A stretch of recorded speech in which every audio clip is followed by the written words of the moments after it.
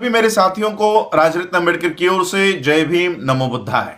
कल के भाग में हम लोगों ने देखा कि डॉक्टर बाबा साहब अम्बेडकर जी की द बुद्धा एंड हिज धम्मा ये ग्रंथ लिखने के पीछे बाबा साहब अम्बेडकर जी की भूमिका क्या थी।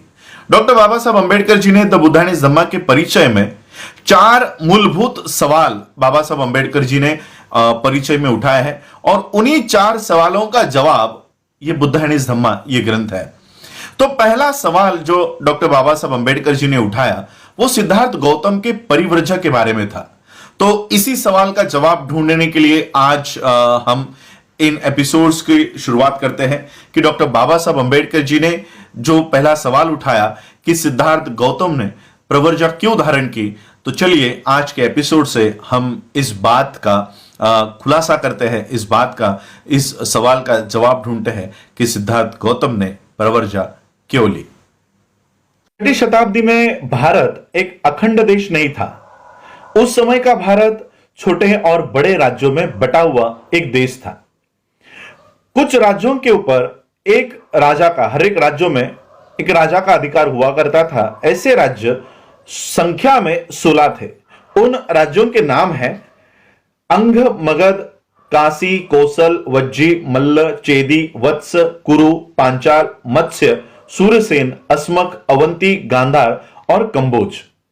इन राज्यों के ऊपर हर एक पे राजा का अधिकार हुआ करता था और कुछ राज्य ऐसे थे जहां पर किसी एक राजा का अधिकार नहीं हुआ करता था। ऐसे राज्यों के नाम है शाक्यों का कपिलवस्तु, मल्ल इनका पावा तथा कुशीनारा, लिच्छवी इनका वैशाली, विंध्य इनका मिथिला, कोलिय इनका रामागम, बुली इनका अलकप्प, कालाम इनका केसपुत्र, कलिंग इनका रेसपुत्र, मौर्य इनका पिप्पलवन और भग्ग जिनकी राजधानी थी समसारा पर्वत।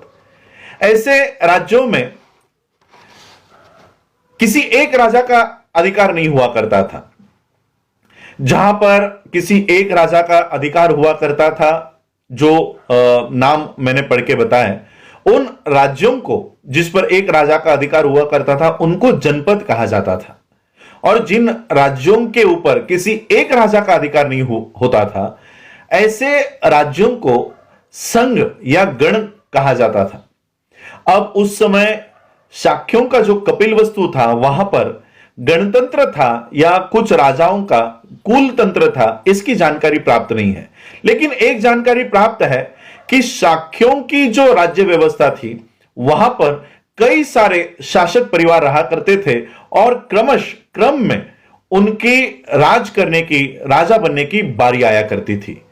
जो शासक परिवार का जो मुखिया हुआ करता था उसको राजा कहा जाता था।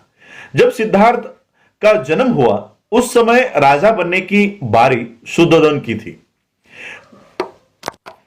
शाक्य राज्य ये भारत के उत्तर पूर्वी कोने में स्थित था। यह एक स्वतंत्र राज्य हुआ करता था, लेकिन आगे चलकर कौशल राज इस पर अपना आधिपत्य जमाने में कामयाब हो चुका था। इसका परिणाम यह हुआ कि शाक्यों को या कपिलवस्तुओं को अपने कुछ राजनीतिक अधिकारों का उपयोग करना कठिन हो गया था। उनको पहले कौशल राज की अनुमति लेकर आनी पड़ती थी और उनके बाद ही वो अपने राजनीतिक अधिकारों का उपयोग कर सकते थे। कौशल राज और मगध राज ये उस समय के सबसे शक्तिशाली राज्य हुआ करते थे। कौशल राज के राजा प्रसन्नजीत और मगध राज के राजा बिंबिसार ये दोनों भी सिद्धार्थ गौतम के समकालीन थे। शाक्यों की जो राजधानी थी वो राजधानी थी कपिलवस्तु।